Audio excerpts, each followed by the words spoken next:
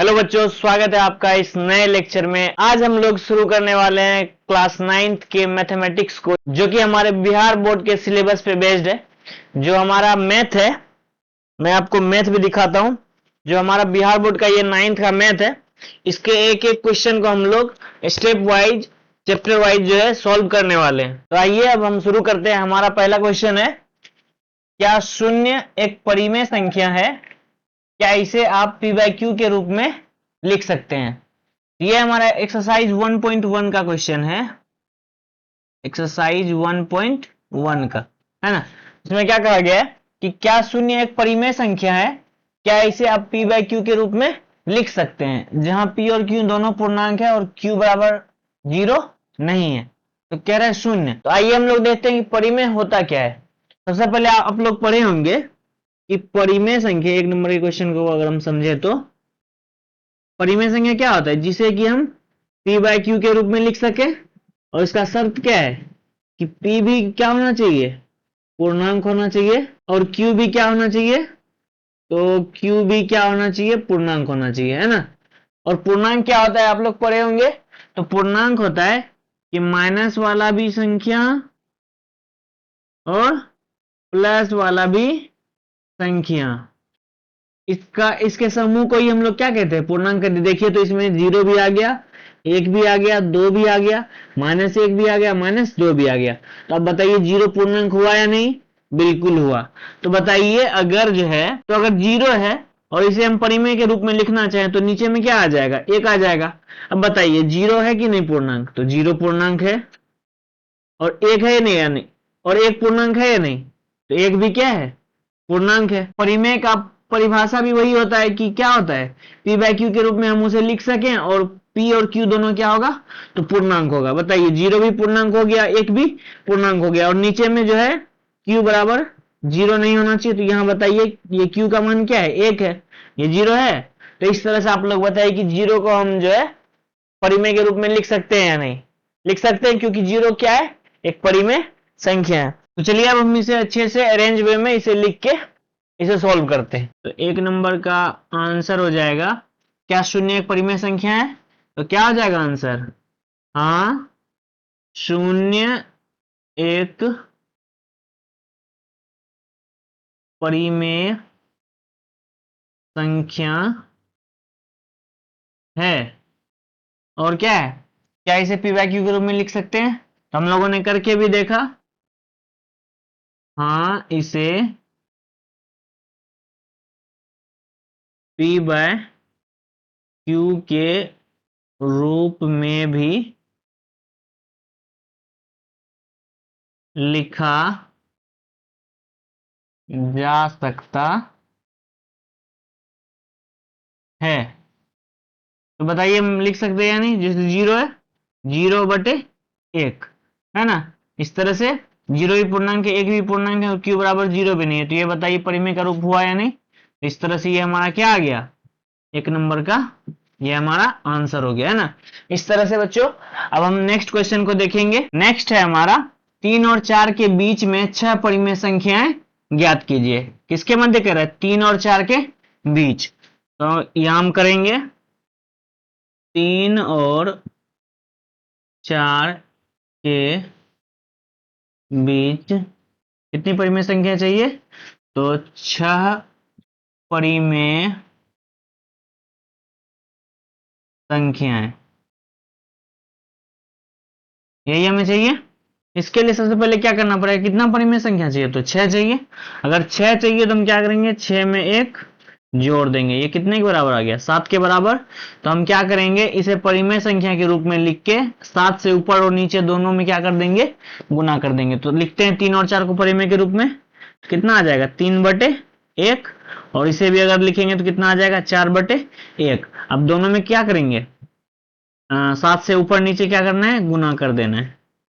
7 से ऊपर नीचे क्या कर देंगे, गुना। 7 या 21/7, और इधर कितना आ गया, 7 चौके 28/7। अब बताइए इस दोनों के मध्य कितना कितना आ गया, तो 22, 23, 24, 25, 26, 27 तक आ रहा है।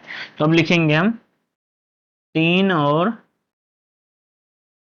4 के बीच कि 6 परिमेय संख्याएं निम्न है।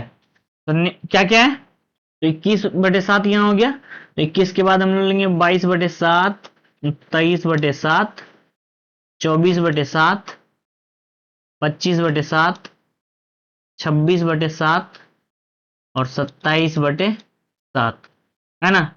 इस तरह से हमारा कितना संख्या आ गया, कितना परिमेय आ गया? तो 6 परिमेय आ गया। तो इस तरह से हम लोगों ने बहुत ही आसानी से इसे समझ लिया कि 3 और 4 के मध्य जो है किस तरह से हम 6 परिमेय संख्याओं को निकालेंगे। अब आइए हम नेक्स्ट क्वेश्चन की तरफ चलते हैं। तो बच्चों हमारा नेक्स्ट क्वेश्चन है 3/5 और 4/5 के बीच कितनी परिमेय संख्या चाहिए? तो 5 परिमेय संख्या चाहिए। कितनी चाहिए? 5 परिमेय संख्या चाहिए। आइए हम लोग इसे करते हैं। तो यहाँ कितना है? 3/5 और 4/5 के बीच कितना चाहिए? 5 परिमेय संख्या। तो अगर हमें 5 परिमेय संख्या चाहिए होगा तो क्या करेंगे? 5 में एक जोड़ देंगे। कितना आ गया? 6। तो 6 से हम क्या करेंगे? चूंकि हर दोनों का समान है तो 6 से क्या करेंगे? ऊपर नीचे गुना कर देंगे। तो हमारा पहला क्या है? 3/5 और दूसरा क्या है? 4/5। ऊपर नीचे किससे गुना करना है? तो 6 से करना है। दोनों में कर देंगे और यहां लिखते हैं। तो कितना हो गया? 6 × 18/30 और इधर कितना हो गया? 6 चौके 24/30। तो अब 3/5 और 4/5 के बीच क्या क्या आ गया?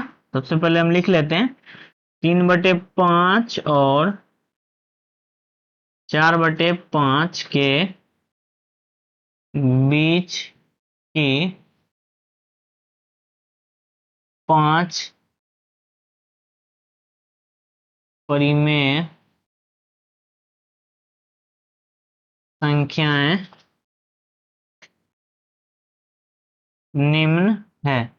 तो क्या क्या हो जाएगा?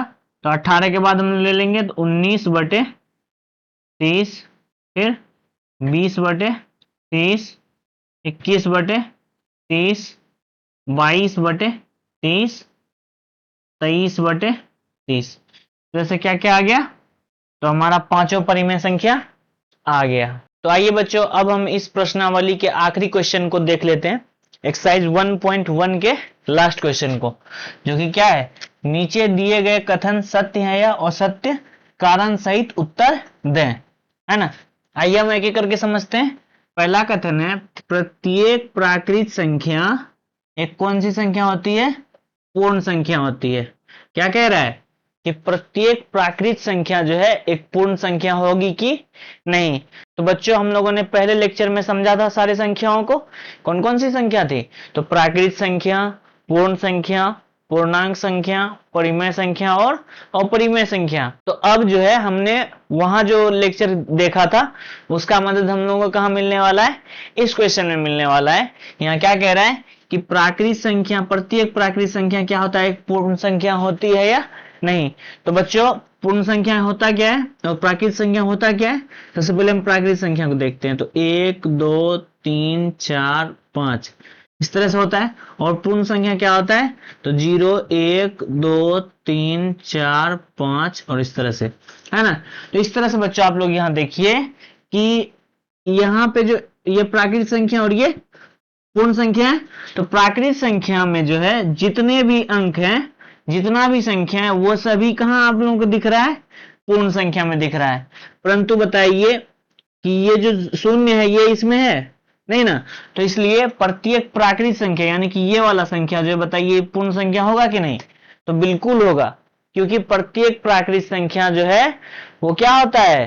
पूर्ण संख्या में शामिल होता है। क्योंकि पूर्ण संख्या प्राकृत संख्या और जीरो से मिलकर ही बना होता है, इसीलिए प्रत्येक प्राकृत संख्या जो है एक पूर्ण संख्या होती है। तो इसका आंसर क्या हो जाएगा बच्चों? तो ये बच्चों हम लोग देखते हैं। तो बच्चों ये कथन क्या हो जाएगा? सत्य हो जाएगा, है ना। क्यों सत्य हो जाएगा? क्योंकि जो है क्या कह रहा है? प्रत्येक प्राकृत संख्या एक पूर्ण संख्या होती है। आप सभी को पता है कि प्राकृत संख्या और जीरो के समूह को ही हम लोग क्या कहते हैं?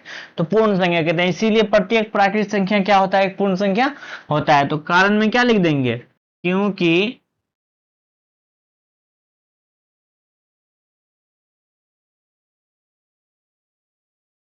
क्योंकि पूर्ण संख्या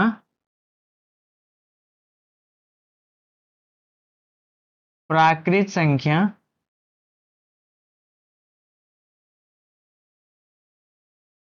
और जीरो के सम्मिलित रूप को कहते हैं। क्योंकि पूर्ण संख्या प्राकृत संख्या और जीरो के सम्मिलित रूप को कहते हैं। क्योंकि जीरो और प्राकृत संख्या मिलकर ही पूर्ण संख्या बनाता है, इसीलिए प्रत्येक प्राकृत भी क्या होता है, पूर्ण संख्या होता है। तो इस तरह से हमारा ये कथन क्या हो गया, सत्य हो गया। अब आइए हम सेकंड कथन को देखते हैं। सेकंड है हमारा, प्रत्येक पूर्णांक जो है एक पूर्ण संख्या होती है। अब यहाँ क्या कह रहा है कि प्रत्येक पूर्णांक क्या होती है, पूर्ण संख्या। सबसे पहले हम देखते हैं पूर्णांक क्या होता है।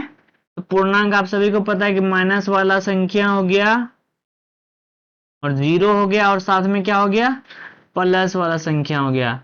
ये क्या कहलाता है, तो ये कहलाता है पूर्णांक संख्या। क्या कहलाता है, पूर्णांक। और पूर्ण क्या होता है, वो जीरो से शुरू होता है, 1 2 3 4। यानी कि आप लोग देख लीजिए कहां तक मिल रहा है, जीरो से लेकर इस तरफ का संख्या मिल रहा है, लेकिन इधर जो निगेटिव ऋणात्मक संख्या आया है ये सभी नहीं मिल रहा है। तो क्या बच्चों ऐसा हो सकता है कि प्रत्येक प्राकृत संख्या जो है, तो क्या बच्चों ऐसा हो सकता है कि प्रत्येक पूर्णांक संख्या जो है वो पूर्ण संख्या होगा? बिल्कुल नहीं होगा। क्यों नहीं होगा? क्योंकि पूर्णांक संख्या में ऋणात्मक संख्याएं भी होती है, परंतु पूर्ण संख्या में कोई भी ऋणात्मक संख्या नहीं होती है। इसीलिए बच्चों इसका आंसर क्या हो जाएगा, तो इसका आंसर हो जाएगा, सबसे पहले तो यह कथन क्या हो जाएगा, असत्य। और इसका कारण क्या है, क्योंकि क्या कह रहा था, प्रत्येक पूर्णांक एक पूर्ण संख्या होती है। तो हो जाएगा क्योंकि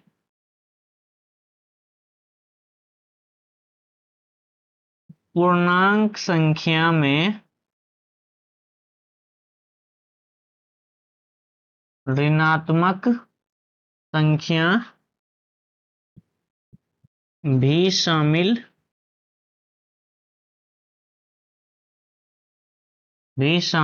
होती है, परंतु पूर्ण संख्या में क्या होता है, ऋणात्मक संख्या शामिल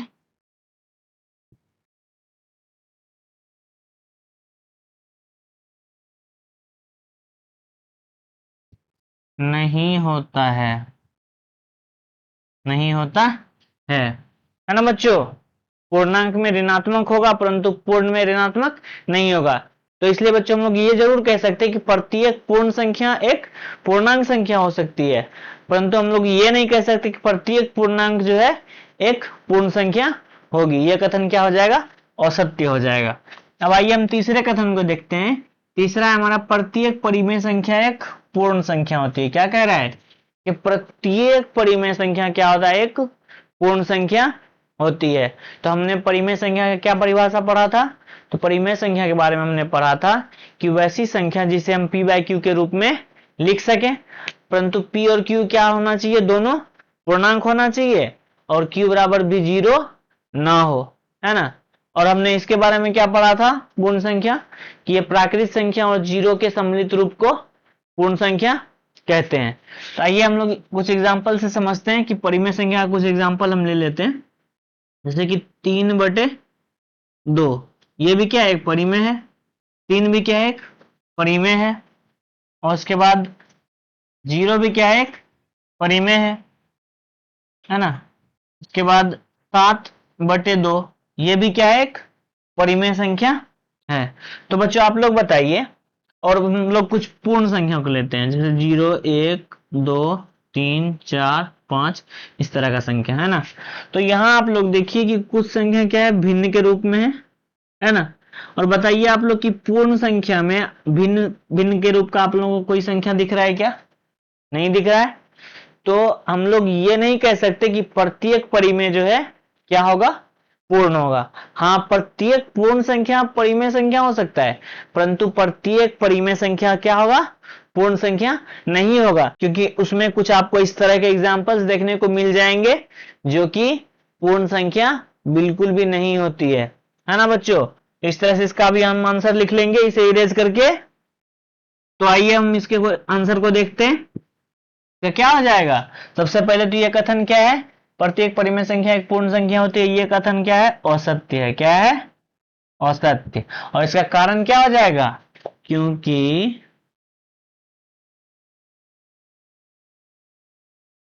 परिमेय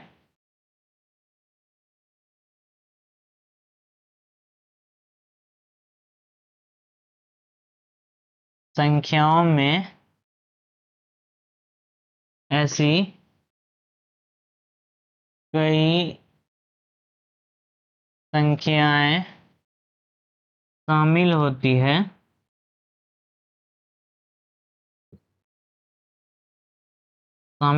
है जिसे हम पूर्ण संख्या के समूह में